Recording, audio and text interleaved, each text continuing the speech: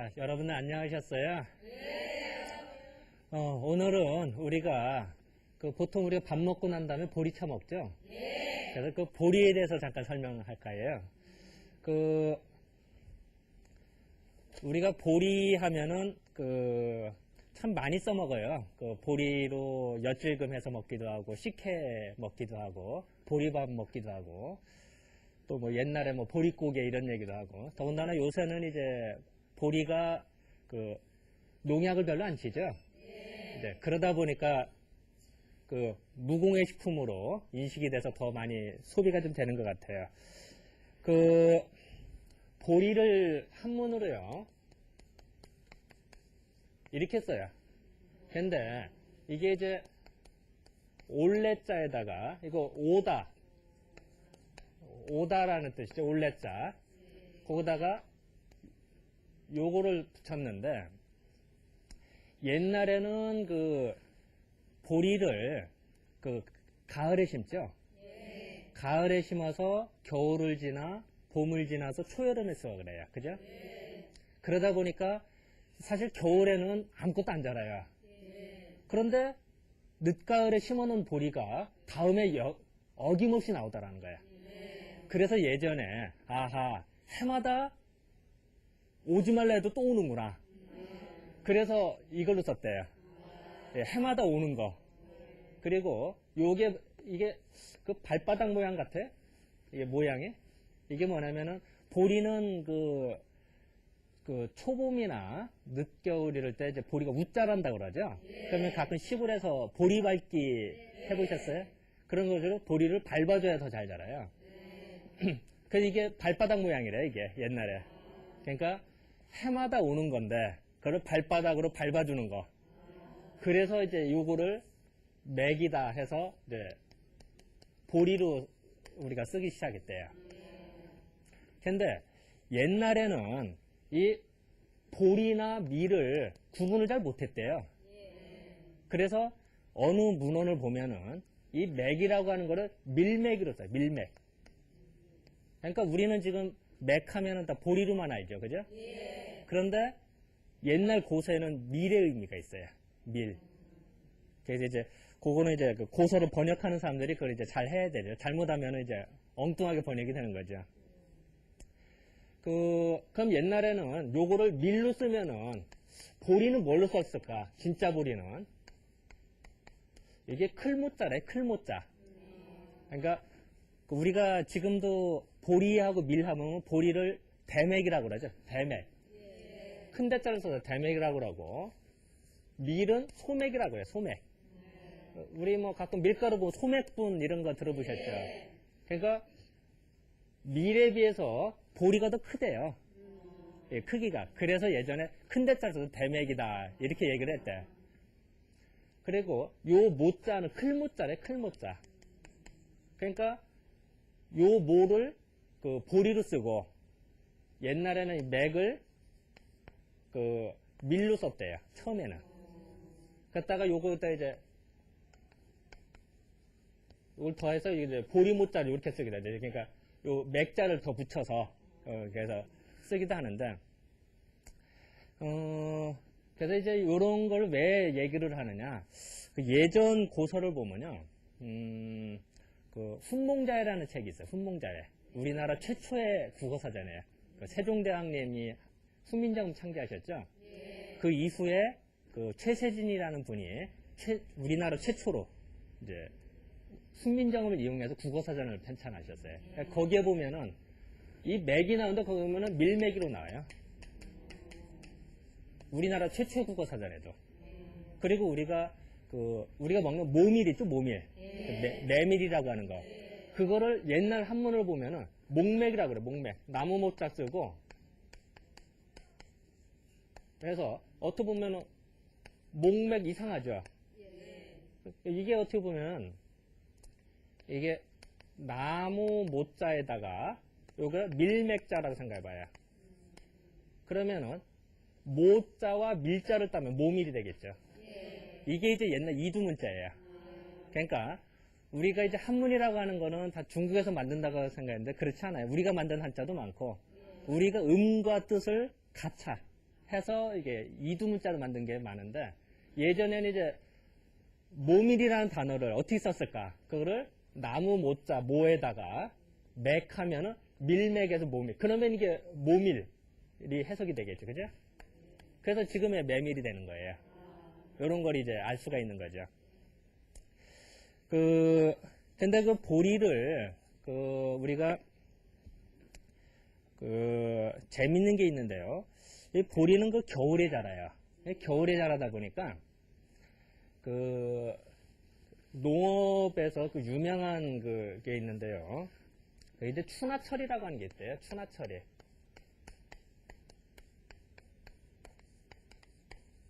그래, 영어로는 이제, 버널라이제이션이라고 하는데요. 이거 뭐냐면은, 뭐 되게 유식한 것 같죠? 별거 아니고요. 원래 보리는 가을에 심는 거죠? 근데 그 가을에 심어야 될 보리를 만약에 봄에 심었다. 그럼 키는 자라는데 여름에 열매가 안 맺어요. 그럼 일년 농사 꽝이야. 그 우리가 농사 짓는 거는 열매를 먹으려고 하는 건데 열매가 안 맺으면 이게 소용없어요.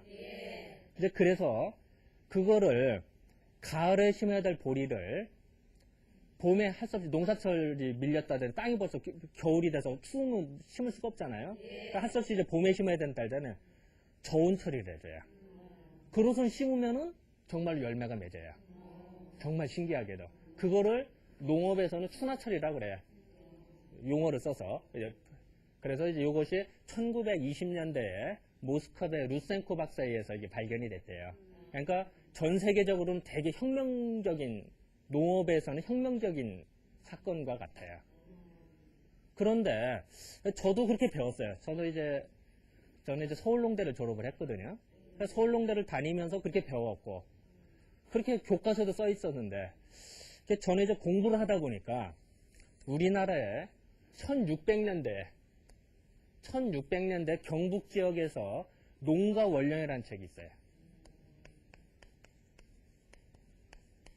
이 농가 원령이라는 책을 이제 뒤져보니까 어떤 구절이 나오느냐, 이 보리를 가을에 심어야 되는데 할 수 없이 봄에 심어야 된다. 그러면은 보리를 헛광이라고 해요. 옛날 시골에 헛광에다가 물에다 넣어서 얼려서 심는다. 그래서 그거를 얼보리라고 그래요. 얼보리. 그러니까 보리를 얼려서 심는다. 얼보리. 지금도 경상도 산골이나 강원도 산골에 가면 지금도 봄에 심으면서 얼보리라고 하는 사람들이 있어요. 지금도. 근데 서양은 1920년대 발견이 됐는데, 그리고 지금도 모든 농업 교과서 그렇게 써 있어요. 근데 서양보다 무려 300년이나 앞서서 우리는 이걸 실용하고 있어요. 그래서 우리가 말로만 문화민족 할 게 아니라 이런 구체적인 증거들을 우리는 자꾸 밝혀내고 또 우리의 지혜를 얻는 게 우리의 목적이지. 공부하는 사람이 이런 거 하는 거예요, 원래가. 그래서 근데 왜 이렇게 추나 처리를 할 수 있었을까라고 가만히 생각해 보면요, 보리는 아까도 말씀드렸습니다만 겨울균을 먹어야 돼요. 근데 봄에 그냥 심으면은 겨울균을 안 먹은 거야. 그러니까 인위적으로 겨울균을 주는 거예요. 자, 그렇다면은 이런 걸로 통해서 보리는 따뜻할까요? 아니면 차가울까요? 성질이. 네, 차가운 성질이 있어요, 보리는. 그래서 우리가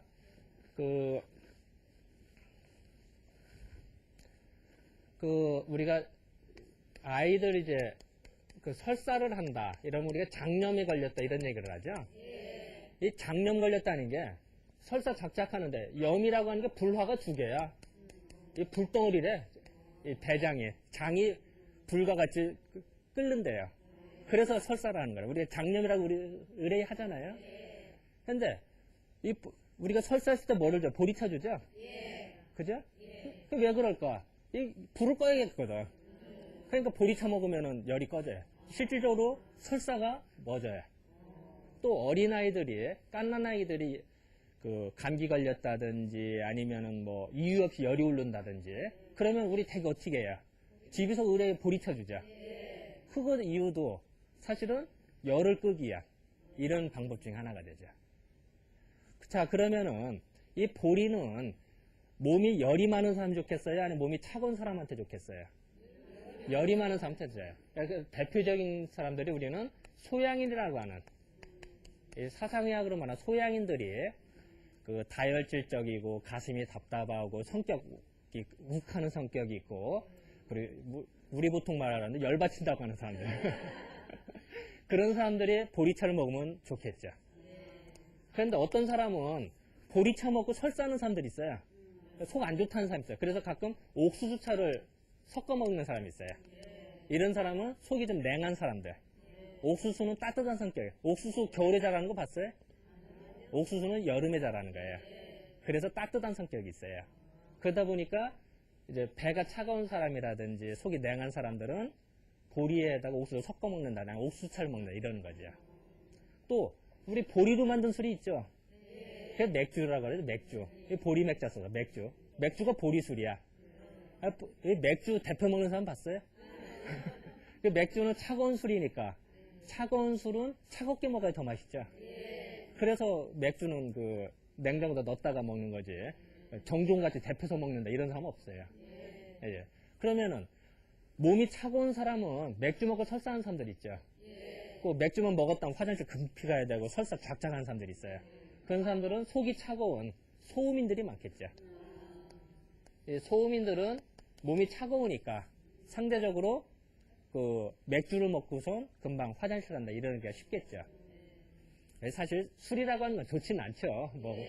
뭐 가능한 조금 먹는 게 좋은데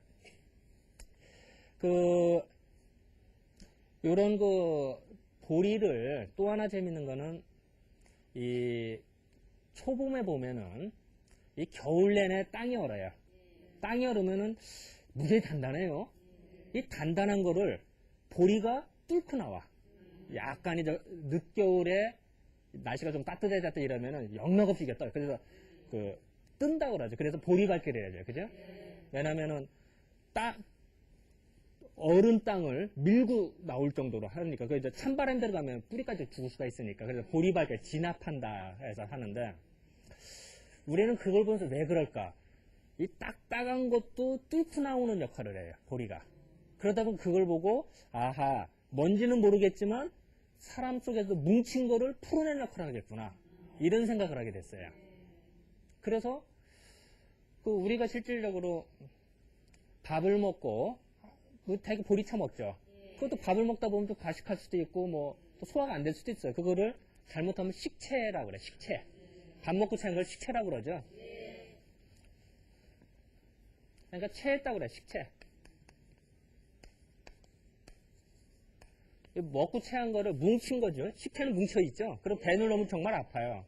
배도 이렇게 되면 여기가 딱딱하니 아파져요. 취했을 때. 그러면은 뭉친 거를 풀어내는 역할을 하겠죠, 보리차가. 그래서 우리가 밥 먹고 난 다음에 보리차를 잘 먹는 거예요.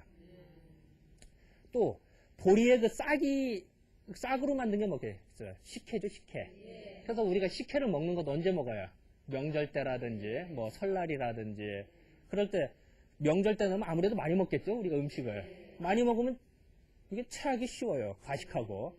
그러면은 언뜻 생각하면 과식했는데 식혜를 먹으면 배가 더 터질 것 같은데 그게 아니라 이 땅땅한 배가 더 꺼지죠. 그것도 다 이 보리의 싹, 얼음도 뚫고 나오는 그 보리의 싹으로 뭉친 거를 풀어내는 역할 때문에 이제 그래서 식혜를 우리가 먹는 거예요. 그래서 지금도 뼈대 있는 집안에서는 이제 며느리가 처음 집에 왔다. 그러면 얼마나 긴장이 되겠어요. 그러면 며느리한테 잘못 긴장했을 때는 떡 하나 잘못 먹어도 차예요. 그럴 때는 차라리 식혜부터 줘요. 이제 뼈대 있는 집안, 지금도 그래요. 아니면은 이제 손님이 왔다. 그러면 처음에 음식 먹기 전에 손님이 와도 긴장할 거 아니에요. 그러면은 식혜부터 한 잔 주고, 그런 다음에 음식을 먹었죠. 우리도 보통 양식에서 먹다 에피타이저로 미리 죽 같은 거 하나 먹으면 속이 편안한 거랑 같은 위치예요. 그러니까 우리 이제 선조들의 지혜가 이제 엿보이는 거죠.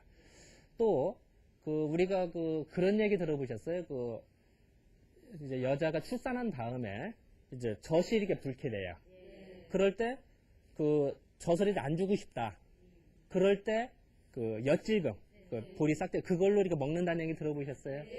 그건 뭐 또 이 젖이라고 하는 거는 요새는 하도 이제 소젖을 먹고 자는 사람이 많지만 이제 사람 젖을 먹어야죠. 근데 젖이라고 하는 거는 젖이 기운이 뭉쳐져야 이게 젖이 돼요.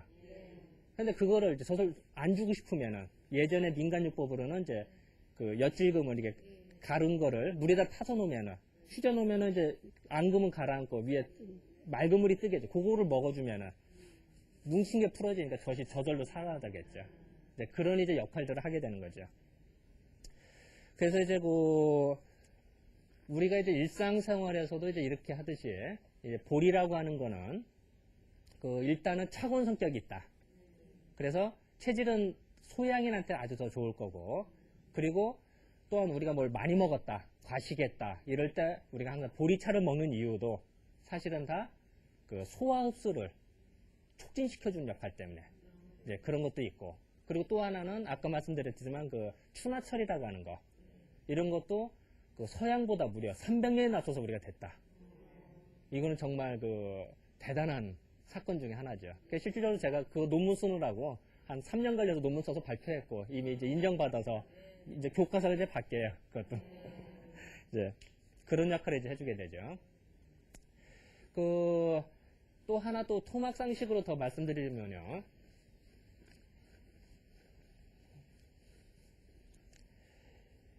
이 보리가 보면은 우리가 보리밥을 먹죠.